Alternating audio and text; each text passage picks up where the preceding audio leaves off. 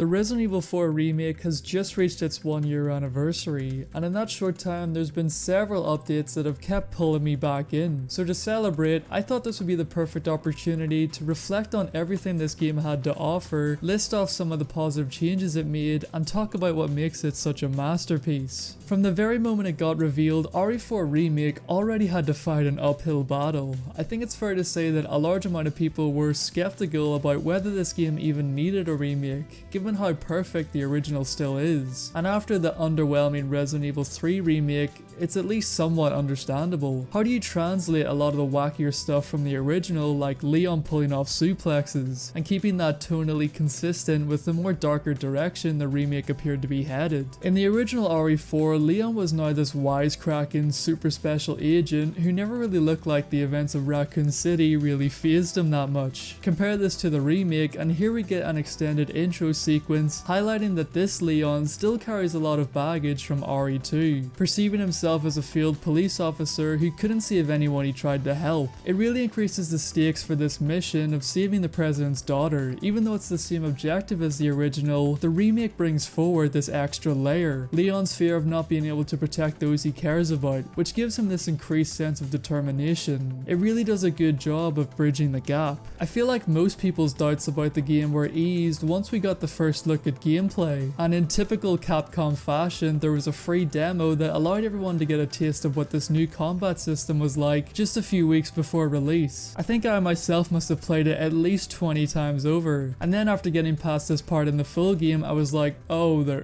there's actually more to this game now. Given the fact that Leon can now move while aiming, enemies were all super aggressive to balance things out. It made the game incredibly more fast paced and dialed the action up to 11. The amount of new abilities Leon got in this remake was just insane, most of them coming from his knife, which was far more versatile than any other Resident Evil up until this point. For starters, Leon has the option to take a stealthier approach, using the knife to quietly take out enemies and save some ammo. I always felt like this was something major that had been missing from the series that was all about preserving resources. Yes, I know Revelations 2 did it first, but even that was like 20 years later. Another big part of using the knife is the parry mechanic. While it can also be used to break out of a grab, having the option to quickly deflect attacks with proper timing is unbelievably satisfying and keeps you on top of the action even when getting overwhelmed. It comes as no surprise that the knife has a durability meter, and as its own separate weapon, you have to repair and upgrade with the merchant, making it another thing you have to consider when spending your hard-earned pesetas. There were now multiple different weapon cases you could unlock, each with their own unique attributes, as well as charms you could equip for bonuses to your abilities. These are unlocked by playing in the shooting range, which gives you a far bigger incentive to actually play it compared to the original, which just gave you some collectibles to look at. It was really addicting trying to hit that S rank in each challenge, as the better you did, the more tokens you would earn to use for getting charms. It was also a nice touch seeing Ashley and Luis coming in to cheer you on. Even though Leon is on the most important mission of his life, who says you can't still have a little fun on the side? Speaking of which, Ashley has been completely reworked to the point that keeping her alive is a lot less stressful compared to as it was in the original. For starters, she no longer has her own health meter that you constantly have to be aware of. I gotta be honest, I wasn't a big fan of giving her my last green herb just so she could waste it by walking into a bear trap or some shit. They also simplified her commands to follow closely and follow not so closely. You can still command her to hide in specifically placed lockers, but now you can't simply just tell her to stand in place as you go up ahead to clear out enemies. I mean, contextually, it does make more sense that she would still try to avoid getting captured, even if Leon could specifically tell her not to move an inch. One of my favorite parts from the original is the cabin holdout with Luis. You know, it was nice just having a partner that could also shoot a gun and give me items for a change. So having an entire chapter with Luis tagging along was a pretty fun time. It was such a wild sequence of events as well, going from a 2v2 El Gigante's boss fight to Indiana Jones' Temple of Doom minecarting. I know I just gave a super basic overview of the main gameplay changes, but I also wanted to quickly mention all the major updates we got to the game. The best part was that we got all of these within a 9-month window over the same year. 2022 was pretty dry for the series by comparison, given the fact that this was the first time in a while that we didn't get a new game. I know, it's crazy how spoiled we've been with Resident Evil. I'm sitting here complaining that we didn't get our yearly release. Damn.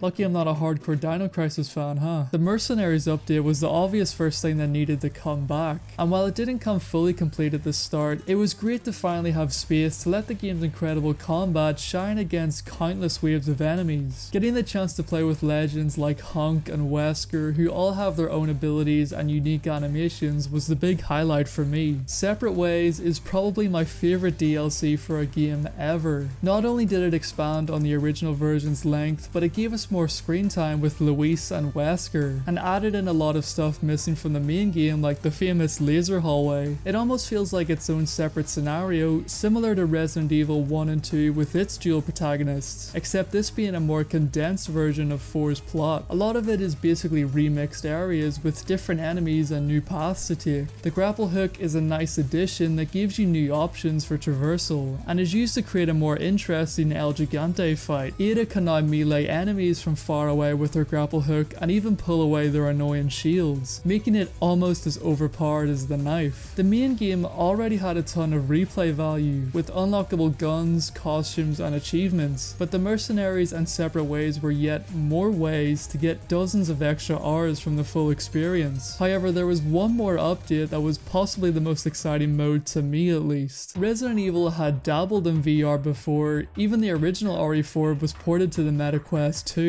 but getting to play the remake like this less than a year since its release was amazing. This was the first game I played on the PSVR 2, and it was mind-blowing just how different it felt playing in first person. I never once felt a sense of dread playing the game normally, but once you're actually in that world looking through Leon's perspective, it makes a horde of enemies absolutely terrifying. You have to be even more aware of your surroundings and try to stay concentrated with your aim while getting swarmed from all angles. Once Ashley enters into the mix, it just becomes even more intense trying to balance your attention in a way that I didn't feel as strongly playing normally. I definitely ended up getting a lot more game overs in VR, including some unbelievable Ashley murders.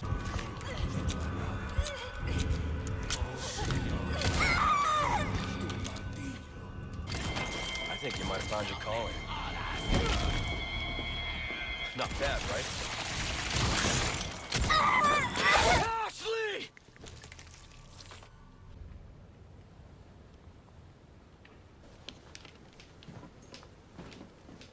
Overall, Resident Evil 4 Remake was and still is an excellent game. I would even go as far to say it might be the best game in the series. This was a game that I followed from reveal to release, and even then, it managed to exceed all my expectations. I'm not saying it completely surpasses the original or replaces it in any way, but it's undoubtedly one of the best remakes I've ever played. No matter what game in the series comes next, whether it's Resident Evil 9, a Code Veronica remake, or a Resi 5 remake, I'll be happy to wait until then.